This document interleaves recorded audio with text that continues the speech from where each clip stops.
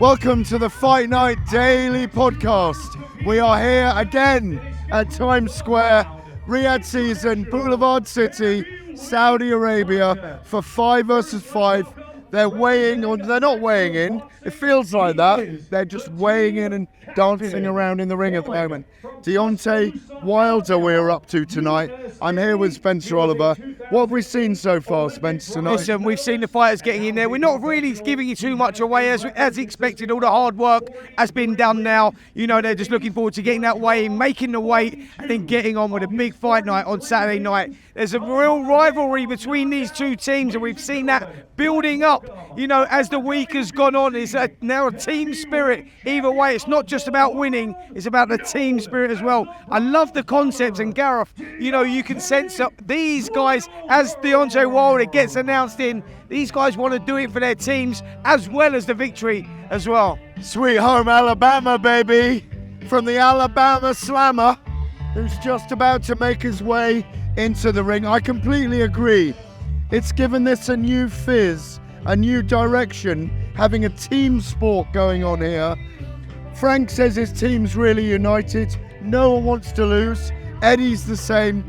The union of both men selling fights together, not necessarily against each other, but in kind of harmony. You saw them with us yesterday.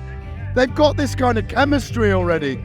It's all going to change when Turki Alalshikh sits between them on Saturday night. And I've got to say, how brilliant that we are having these events, that we don't have the main event, the undisputed title at light heavyweight, and yet it's still enormous. Absolutely. Listen, we love the dynamic of this, and we love what it all is. The concept works, and it's going to continue working, you know, and I think that is a really good thing. You know, His Excellency has sort of come up with this idea, he's come up with this vision, he's pulled the two biggest promoters together, and it's worked. You know, I mean, they've come together to work together, but now they're rivals again, and I think that is absolutely genius. His Excellency has done something genius himself. Well, he's also genius today. He decided to intervene with a phone call onto White and Jordan earlier, and he came on and he invited both presenters, both characters, over to Saudi Arabia. This is what I want. I want to talk to you because I am like your program, and I invite you, and I want all the people who's big in the boxing field and the boxing news to be involved in this, because this is our sport. We want to support it. Thank you so much. Turki, I will now go to the travel department here at talkSPORT and get my flight booked. I look forward to seeing you this weekend. Jim's on a plane right now, and he'll be with us here tomorrow. I don't think Simon's got some business to attend to. We are the home of boxing on radio. Absolutely. And we want to be involved in all these events because it's amazing. Absolutely. You were with Don Charles today. Fascinated by that interview. They are going for the knockout in that fight. Flip Hrgović is a brilliant heavyweight, but if Daniel Dubois can defeat Flip Hrgović, and they are saying they're going for a knockout, that's what they're putting out. Absolutely. Wow, if we get Joshua and Dubois at Wembley. Absolutely. Look, since Don Charles has been working with Daniel Dubois now, this is his third fight with Daniel Dubois. He was thrown in the deep end in many ways, you know, going in against Alexander Usyk out in Poland, August of last year. And you go, actually, that was the making, the moulding of Daniel Dubois. And Don Charles, what he's been working on is not the physicalities, he's been working on the psychological side. He's now 26 years of age, he's grown as a fighter. He's the underdog here going in against Flip Hrgović. But let me tell you, in my book, I think he's actually the favourite. I think we're going to see a career best performance from Daniel Dubois. Philip Hrgović, a great fighter in his own right, but I just... El animal. Exactly. It is a fantastic contest, and I think it will now be a lot of people talking about it being for the IBF title. It's now not going to be for the IBF title, possibly the interim title is what we're hearing right now. Don Charles said we don't care about that. This is all about victory, keeping our name in the mix. The big boys are passing behind us. They're not going to take us away. They're looking after us. Listen, as long as they're shaking hands and not grabbing us, that's fine. Let's go over the news from today as well. Tyson Fury, Alexander Usyk, rematch December the 21st here in Riyadh. It is huge. There have been a lot of big comebacks in heavyweight history. Muhammad Ali from the Vietnam War draft to win against George Foreman in the Rumble of the Jungle, to win against Spinks, and when he overrode Spinks and didn't take him seriously. Evander Holyfield coming back so many times. Tyson Fury coming back from that massive size he was from depression, coming back from being knocked down by Deontay Wilder in that first fight. The comeback fight is bigger than becoming champion, isn't it? Absolutely, it's all about legacies, modern eras, and if you want to cement that legacy and be the greatest fighter of the modern era and possibly one of the greatest heavyweights of all time, you have to do that. You have to go into the immediate rematch. His ego may have put him there, but I know Tyson Fury will want to right the wrongs of the last contest. A fantastic contest that, yes, Alexander Usyk won, but Tyson Fury, if he adapts the way that we think he can, could come out victorious. It's a fantastic fight, and I'm just glad we've got it on December the 21st. That's great news. Yeah, it is great news. Big Bang Zhang, Zhang, nigga, Zhang about to enter the ring. The big Chinese man about. What did you just say there, by the way? I said the big Chinaman. Oh, right, there you go. In Chinese. So he's about to enter the ring. Finally on Fury and Usyk. The bookmakers make Usyk a big favourite now. But there was enough in those first 6 rounds and those last 3 rounds for Fury and his team to make something of it second time.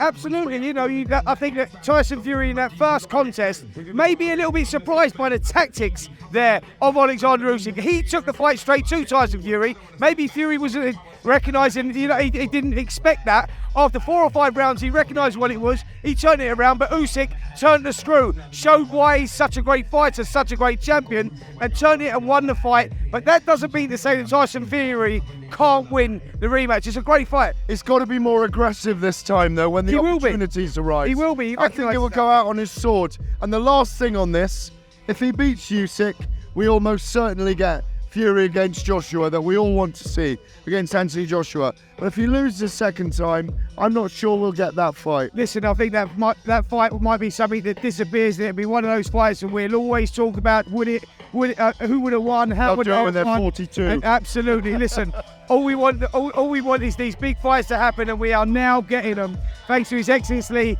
It's making these fights happen, and we're out here in Saudi Arabia for the 5v5. Dimitri Bivol versus Beterbiev fell through. We thought we was going to lose the whole show. We never lost the show, and look what we got right now. Gareth A. Davies dancing at the open workout. What more do you want? I'm always dancing at the open workouts, remember? It was to ABBA last time, believe it or not. Let's talk about Dubois. Let's talk about Deontay Wilder and Big Bang Zhang. This is a big heavyweight fight with so much at stake for both men, both coming off a loss to Joseph Parker in different ways. Parker dominated Deontay Wilder. He had a very close fight of 2 halves with Zhang where he was down twice. How do you see this? Zhang was starting a big favourite going into this one off the back of Deontay Wilder's performance. You say it wasn't a below par performance. You looked at it and go, the trilogy with Tyson Fury has taken a lot more out of you than it did Fury. He looked a shell of his former self. It was a poor performance, and going off the back of that, you go, Zhang will start a firm favourite. But Deontay Wilder in the build-up out here says, listen, the fire's back in the Bronze Bomber. You know, I feel the fire has been stoked. I'm going to go out there and I'm going to deliver. I'm going to enter the ring and I'm going to let that bomb squad. He's going to throw the big right hand and let it go. Let's see how it goes. On paper, for me, right now, I'm going with Zhang as a big favourite. And he's also stripped down a lot of weight, by the way.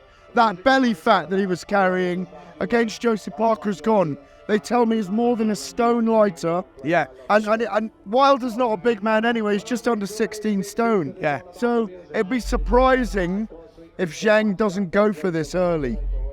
Sean George, the trainer of Zhang, is a great trainer. He used to train the American squad. He trained the Chinese squad for the Olympics. Sean George is meticulous in breaking fights down. He's a great tactician.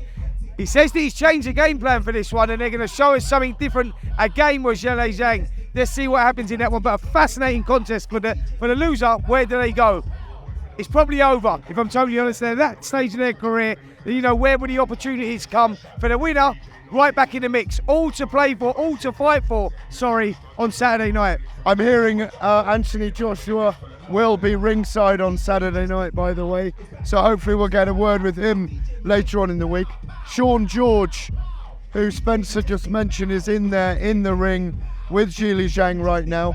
We are also, you spoke to him earlier, he was here. He looked fresh. Nick Ball, he's got a big job against Ray Ford, who is clearly a survivor. Thank you, Thomas Triber. The deafening, sweet voice of Thomas Triber. Nick Ball's got it all to do against Ray Ford, who's a real survivor in that. Should be a unification fight, but it's not. It's just a WBA, isn't it? Yeah, the WBA title. He lost to Ray Vargas for that. Drew with Ray Vargas for the WBC title. And he said to me, you know what, Spence, it's gone. It's history. Can't do nothing about it. I'm just focusing now on this fight. He knows the magnitude of his fight. He knows what he's going into against Ray Ford, against Komatov. When Ray Ford won the title in the dying seconds, he showed a lot of character. He's tough. You know, he turned the tactics around. He was on the back foot in the first half of the fight. Second half of the fight, he beat down his gum shield. Stylistically, guys, this could be fight of the night. The Wrecking Ball versus Ford is an absolute barnstormer. Well, the only fight we haven't really mentioned, which is another 50-50, is Ammo Williams and Hamza Sheeraz. What a fight. I genuinely do. I know I mentioned this yesterday, but I go back and forth in 1/4 of an hour to the next. Yeah. Based on just seeing another. You're not on video. your own, by the way, mate. Yeah. Everyone's exactly the same, because you look at the way the fight can be won and lost. Ammo Williams is a brilliant fighter. I've actually gone for Hamza Sheeraz because I think he's stylistically, the shots will be more effective. He goes down the middle, he throws short up the middle, and Ammo Williams goes round the sides, and I think Sheeraz may beat him to the punch. But what a fight, and how wrong could I be, because Ammo Williams is a class act, another classic, and the winner fights for a world title. The basis for that I agree with. Ammo is very relaxed in there. Sheeraz has a better work rate, more direct with his punch. I did the Rock'em Sock'em Robot yesterday. I'm not doing it again.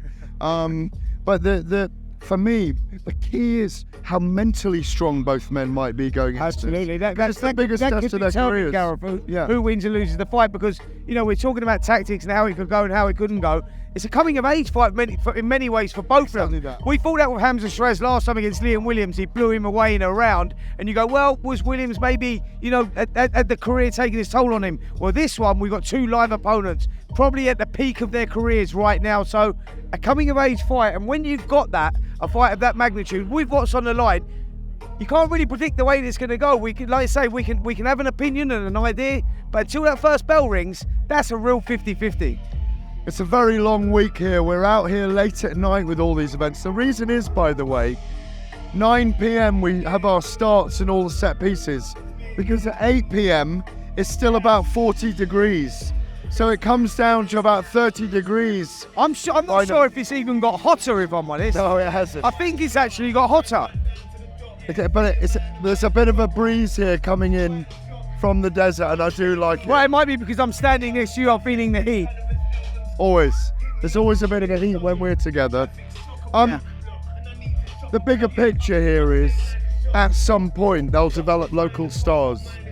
And when the plan is, with the Mike Tyson Boxing Club, etc. Yeah. Joe Gallagher out here now as well. They're investing in that. They're investing in sport, at the grassroots level. And I think that is important. Turki Alalshikh has talked about that, saying, listen, we want to develop fighters from this region. That's what the idea is. That's the vision. I think that they were saying 70 to 75% of the population of Saudi Arabia are under the age of 35. And Turki Alalshikh says, we have that vision. We want to change things. And this is his vision. The passion for sport, not just boxing, for sport as well. Well, the thing is as well, for me, they're developing boxing outside here. For anyone that's complaining, why are the big fights not happening at Wembley? We're having one in September. We're having a big event in Los Angeles in August. Big, with the big stars on. Eventually, I predict this now, their big stars that come here in 5 years' time will eventually be fighting in our territories. Absolutely. And they'll be saying the same thing. Absolutely, yeah, I totally agree with that. This is This is something that we didn't know whether it was going to be a flash in the pan, you know, if we were just going to see the big fights or whatever, but I think the longevity of boxing out here in Saudi Arabia, you go back to the 70s and 80s and early 90s, all the big fights took place in the Mecca of boxing was Las Vegas. That's where you wanted to go, that was all the big fights. Then they come over to England for a while, and we had that for a few years. The birth of Ricky Hatton, he brought, big time boxing back to the UK, and that's where it was the go-to. All the people from the States wanted to come here. Well, guess what? We're on a resurgence again. Now everyone's wanting to come over to Saudi. This is where it's happening. 2019 was the first fight, Anthony Joshua versus Andy Ruiz 2. They've come a long way since then. No, yeah, but I mean the first time when they brought big time boxing back, in this sequence. They've come a long way in a short space of time, as in the production, and what they're doing with it. That's only beneficial for the fighters and for you guys, the fans, because you're getting the fights that you've wanted. The politics have gone away from the sport. Yes, that's very key. Look, we're going to end here for now. Don't forget, on Saturday night, we're here doing updates. There's a watch along from back in the studio at talkSPORT, but we're here every single night. The YouTube channel is replete with content all week. We're doing several interviews. We're getting to everyone every day. Spencer and I are nearly hoarse. We're going to go and have a little coffee, a little bit of cold water, and we'll see you tomorrow night.